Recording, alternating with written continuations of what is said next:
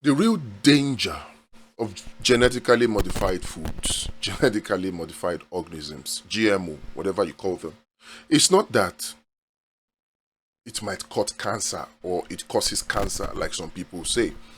That's not the real danger. There are other items that cause cancer in Nigeria that we have not banned, that we are not even raising an eyebrow against.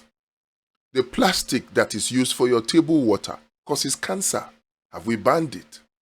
The nylon that is used for pure water that millions of Nigerians drink on a daily basis, it causes cancer. Have we banned it? The paint that we use to paint our houses, it causes cancer. Have we banned it? The perfume, the insecticides, these things are carcinogenic. Have we banned them?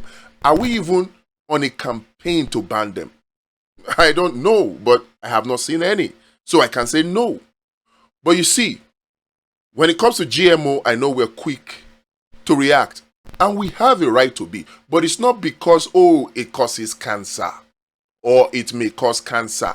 Or it's likely to cause cancer. No, that's not the reason why. Here's why it is dangerous for Nigeria and for Africa.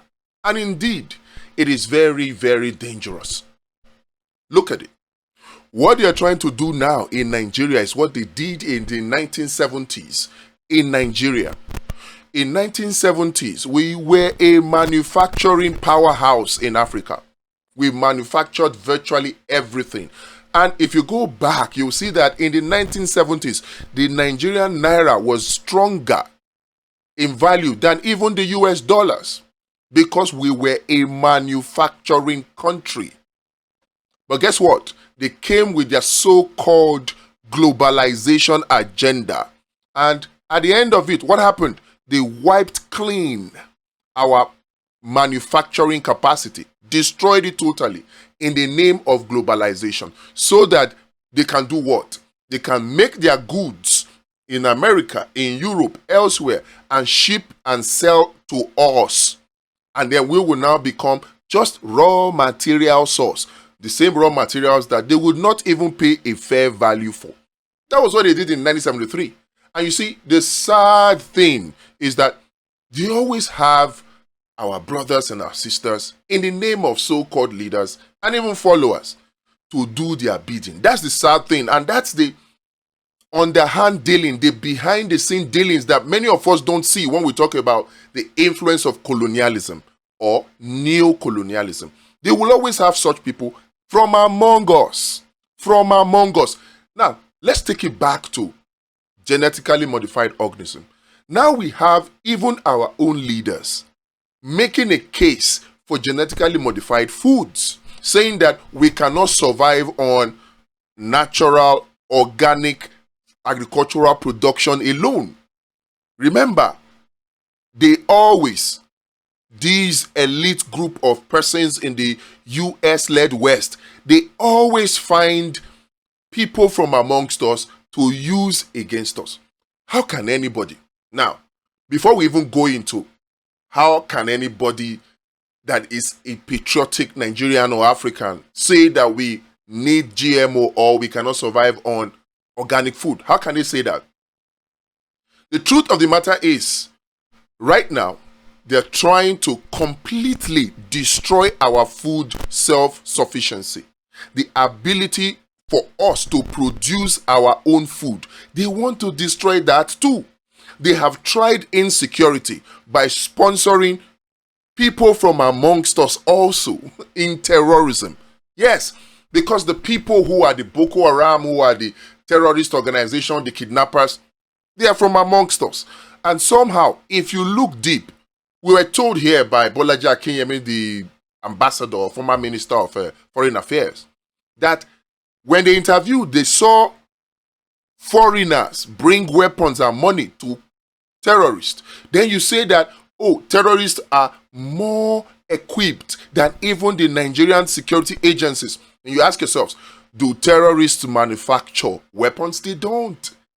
The people who manufacture these weapons, which is this elite group of persons in the US-led West are the ones providing the weapons and the money to them to destabilize Nigeria, so that when there is insecurity, farmers cannot go to farm, then we will have our food production capacity drastically reduced.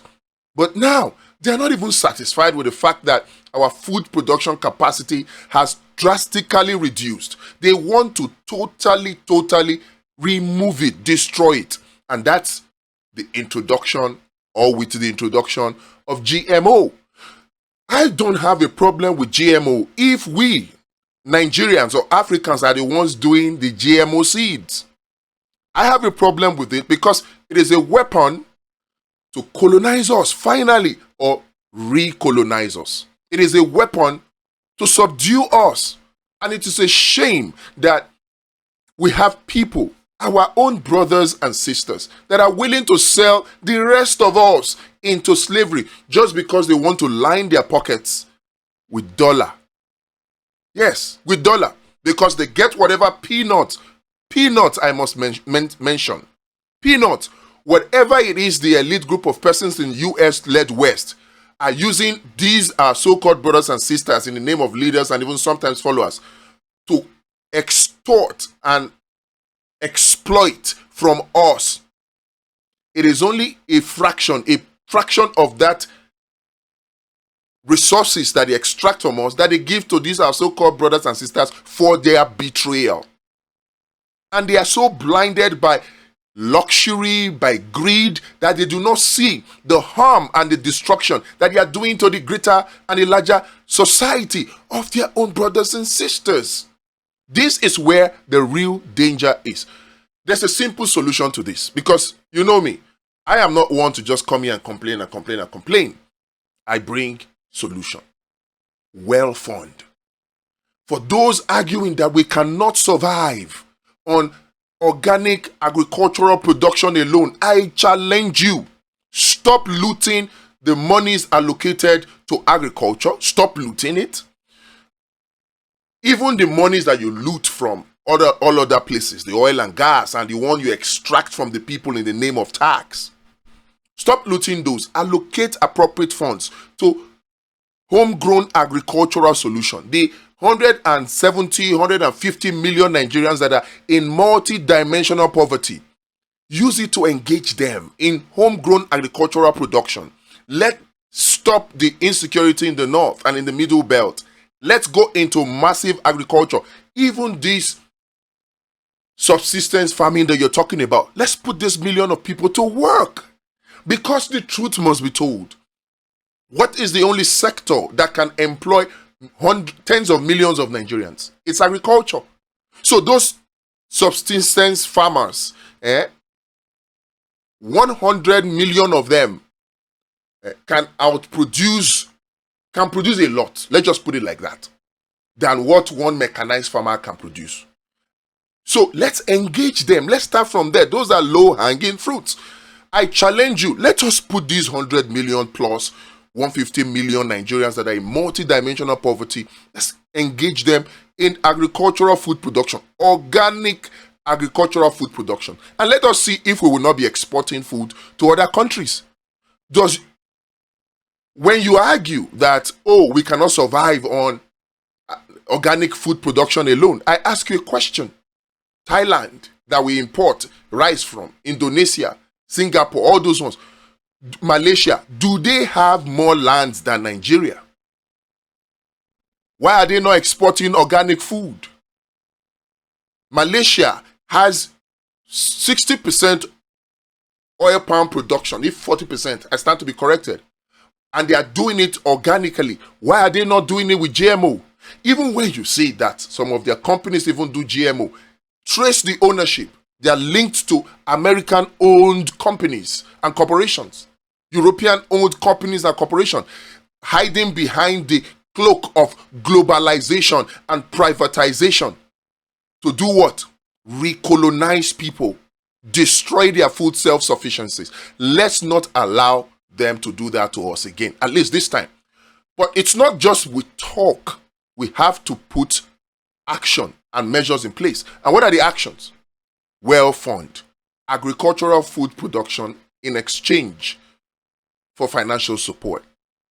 If you're interested, details are in the description. And then you can send us a message or a comment and we'll reply and tell you exactly how you can participate in it. So let's take action. Let it not just be talk, talk, talk, talk, talk. Let's put some solution in place and set some solutions in motion.